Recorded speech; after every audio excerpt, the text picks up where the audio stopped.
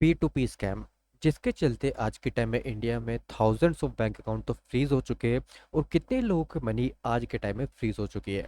आपके साथ भी अगर आप लोग क्रिप्टो करेंसी में पी टू पी किया है तो कभी ना कभी पी टू पी स्कैम तो हुआ ही होगा। एंड जनरली मैं खुद बताऊँ तो मेरे साथ भी पहले पी टू पी स्कैम हुआ था जिसके चलते मैंने तो पी टू पी तोड़ी छोड़ ही दिया था। लेकिन उसके बाद अब ऐसा क्या हुआ कि पी टू पी स्कैम इतना ज़्यादा बढ़ गया।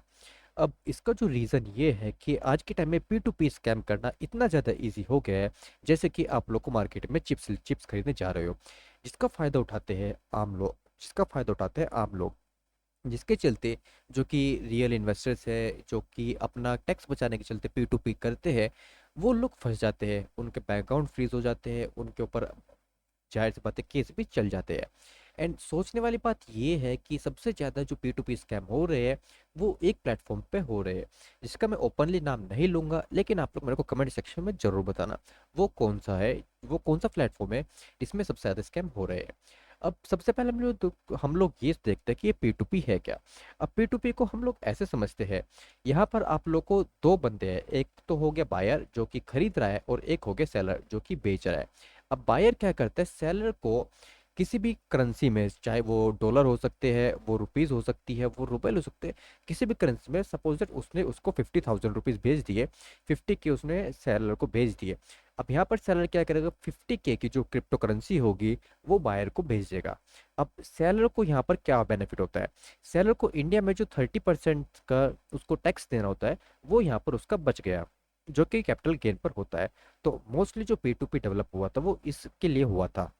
लेकिन अब यहाँ पर करंट सिनेरियो क्या हो रहा है, जो कि सेलर ने 50 के दिए थे और इसको जो बायर को 50 के क्रिप्टो करेंसी मिल गए थे।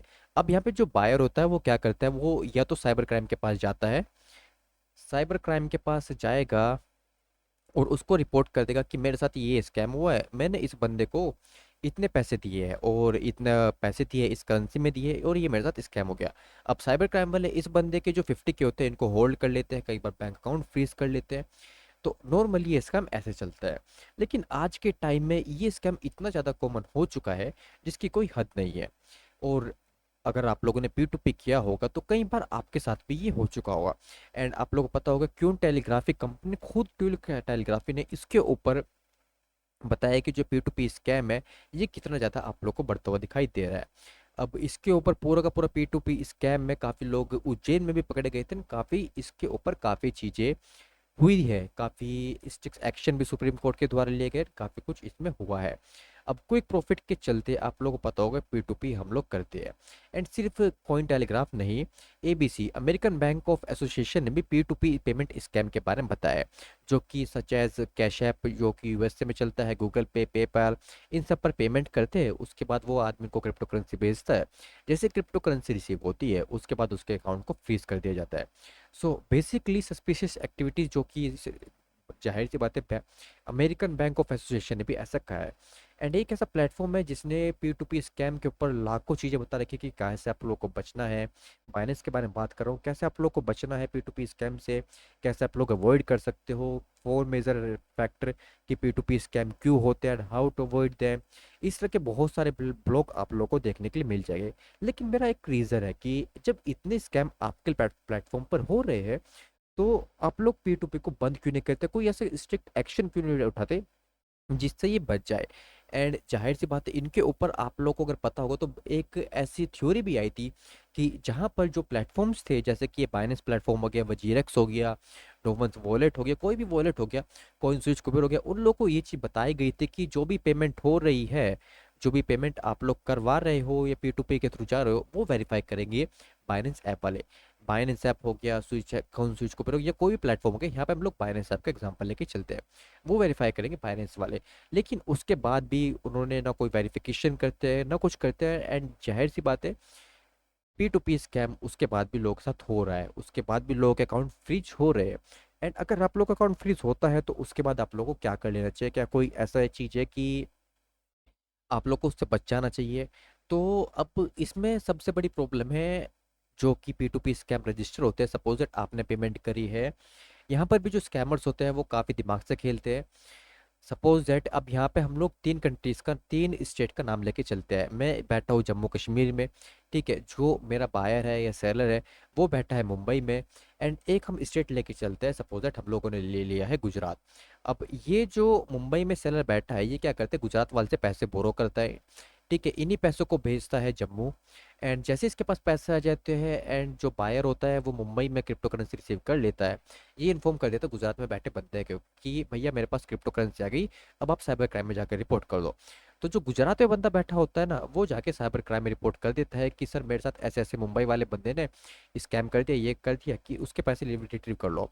अब अगर आप लोग को पता होगा कि सुप्रीम कोर्ट ऑफ इंडिया ने कुछ टाइम पहले एक नोटिस जारी किया था कि जो भी बैंक है उनको ऑनलाइन ट्रांजैक्शन, जितनी भी ऑनलाइन ट्रांजैक्शन होती है उनका प्रूफ रखना पड़ेगा और उनको एक चेन में बरकरार रखना पड़ेगा। तो यहाँ पर क्या सिनेरियो बनता है, जो कि लेकिन ये जो सारा एक्सेस था, पूरा पूरा सिनेरियो था, ये सारा का सारा होता है साइबर क्राइम वाले के पास एक्सेस। साइबर क्राइम वालों ने देखा कि जो भाई पैसे हैं ये मुंबई से कहाँ पे गए, ये जो पी था पैसे उसको हम लोग मान लेते हैं ये गुजरात से कि मुंबई एक पर्सन के पास। अब मुंबई से इस पर्सन के पास से जो पैसा जाता है वो जाता है जे के पास जो कि बैठा है जम्मू कश्मीर में, यानी कि वो मैं हूँ। अब यहाँ से साइबर क्राइम वाले क्या करते हैं, इस पैसे पर लगा देते हैं होल्ड, क्योंकि ये जो पैसा था ना ये जिसका जो ट्रैक रिपोर्ट थी, ट्रैक हिस्ट्री थी, वो आ रही थी गुजरात से उस बंदे के पास जिसने रिपोर्ट करी है। एंड अब ये जो पर्सन है साइबर क्राइम वाले ये गुजरात वाले बंदे को इन्फॉर्म कर देते हैं कि आपका पैसा आ गया, आप उसको क्लेम कर लीजिए।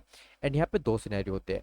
सपोज दैट आपका जो स्कैम हुआ है, जो इसने इसको पैसे भेजे 12 लाख रुपए भेजे हैं, ठीक है, अब इस बंदे ने जो आपसे करेंसी खरीदी वो सिर्फ 1 लाख की खरीदी, लेकिन ये जो बंदा रिपोर्ट करेगा 12 लाख के करेगा और आपके अकाउंट में जो बैलेंस दिखाएगा 1 लाख तो ये माइनस होगा, प्लस सपोज दैट आपके अकाउंट में 2 लाख रुपए पहले से पड़े थे, तो टोटल 3 लाख रुपए आपके अकाउंट में हो गए।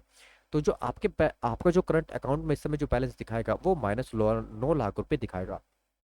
तो इस चीज से आपको बचना कैसे है। अब आप लोग के जो ये 9 लाख रुपए 3 लाख रुपए होते हैं ना ये एकदम से गुजरात वाले बंदे के पास नहीं जाएंगे।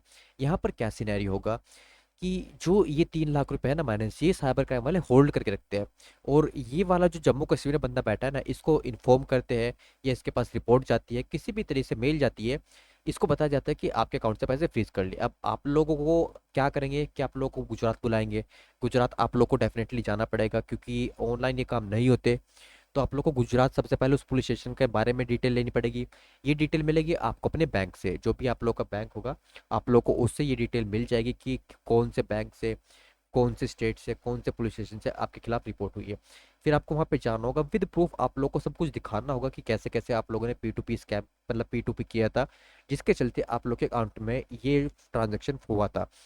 एंड अगेन इसके बाद जो साइबर क्राइम वाले हैं अगर उनको ट्रस्ट होता है या आपके पास क्लीन चिट होती है, सब कुछ सारे डॉक्यूमेंट्स होते हैं, सब कुछ आप लोग के पास होता है, तो ये पैसा आप लोग को वापस मिल जाता है। लेकिन अगर उनको थोड़ा सा भी शौक होता है या कुछ भी होता है साइबर क्राइम वालों को, तो वो ये पैसा होल्ड रखते हैं, और ना गुजरात वाले पैसों को बंदे को मिलता है और ना ये पैसा आपको मिलता है।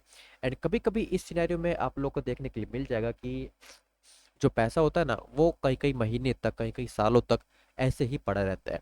मैं आप लोग खुद बताऊं, मेरे अकाउंट साथ ये खुद ये करंट सिनेरियो हुआ था। एंड मेरे को अगेन जो यहाँ से मेरे को जाना पड़ा था बैंगलोर, क्योंकि वहाँ पर एक केस हुआ था। एंड उसके बाद भी आज तक जो पैसा है वो होल्ड हो चुका है, कई बार मेल कर चुके हैं। एंड उस सिनेरियो में अगर मैं आप लोगों को बता भी दूं तो साइबर क्राइम वालों ने मेरे को क्लीन चिट दे भी दी थी, उनको पूरे का पूरा करंट सिनेरियो हो गया था, सब कुछ क्लियर, मेरे को सब कुछ क्लियर हो गया था साइबर क्राइम की तरफ से। एंड उसके बाद जो बैंक था, जो मेरा करंट वाला बैंक था, उन्होंने उस साइबर क्राइम वालों ने उनको इन्फॉर्म भी किया था कि जो पैसा आप उनको रिलीज कर सकते हैं। लेकिन बैंक का कहना ये था कि ये जो मेरे पास पैसा आया था ये पिछले क्वार्टर में आया था, यानी कि Q2 में आया था, और ये जो चल रहा था ये Q4 चल रहा था। जिस समय जो मेरे को क्लीन चिट में तो वो Q4 मिली थी।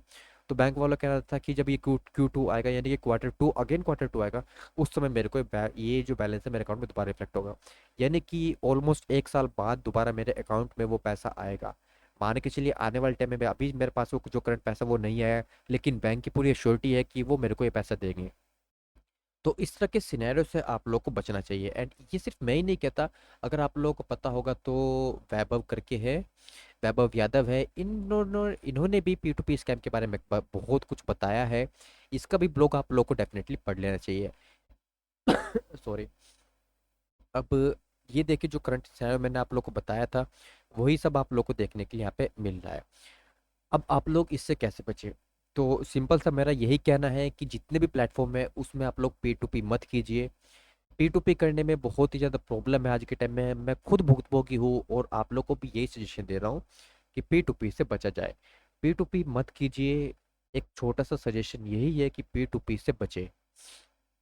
पी टू पी करते हैं अपने रिस्क पे कीजिए, क्योंकि जो प्लेटफॉर्म्स होते हैं ना, बड़े बड़े प्लेटफॉर्म जितने भी है, एंड कुछ प्लेटफॉर्म ऐसे भी है जो उनपे बहुत ही ज़्यादा जिन पर ये चलते हैं, और इवन वो कुछ प्लेटफॉर्म्स वाले होते हैं ना, अगर कभी आपके ऊपर साइबर क्राइम में कुछ भी होता है तो वो भी आप लोग को सपोर्ट नहीं करते।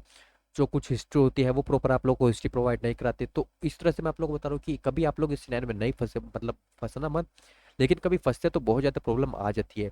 मेरे केस में क्या था, थोड़ा सा मैं स्ट्रिक्ट था, प्लेटफॉर्म के साथ भी स्ट्रिक्ट था, मैं साइबर क्राइम वालों के साथ भी स्ट्रिक्ट था, बैंक के साथ भी स्ट्रिक्ट था, क्योंकि मैंने कोई गलत काम नहीं किया था, जिस वजह से जो मेरे को क्लीन चिट मिल गई।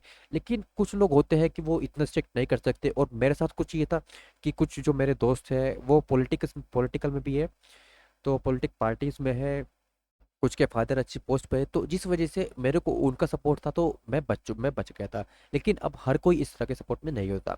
तो पी टू पी से आप लोग बचिए एंड सिंपल सा इन्वेस्टमेंट कीजिए क्रिप्टोज में। बहुत ही अच्छी है क्रिप्टो, मैं ये नहीं बोलता, क्रिप्टो आने वाले टाइम में बहुत ही अच्छा रिटर्न देगा, डेफिनेटली देगा। बिटकॉइन में लोगों को लॉस हुआ, वो भी क्लियर, वो भी कवर होगा, ये भी मेरा मानना है। बिटकॉइन हो गया, शिबा कॉइन भी, अगर अभी हम लोग नहीं बोल सकते कि आने वाले टाइम में क्या होगा, लेकिन शिबा कॉइन में बहुत ही ज़्यादा पोटेंशियल है, आने वाले टाइम में बहुत ही अच्छा करेगा, शिबा कॉइन बहुत ही अच्छा करेगा। तो बस guys, P to P scam में सिर्फ इतना ही। आप लोग इस पे क्या कहना है कमेंट सेक्शन में जरूर बताइएगा। मैं भी लूँगा जल्दी आपसे अगली वीडियो में, तब तक के लिए goodbye, have a nice day, see you soon.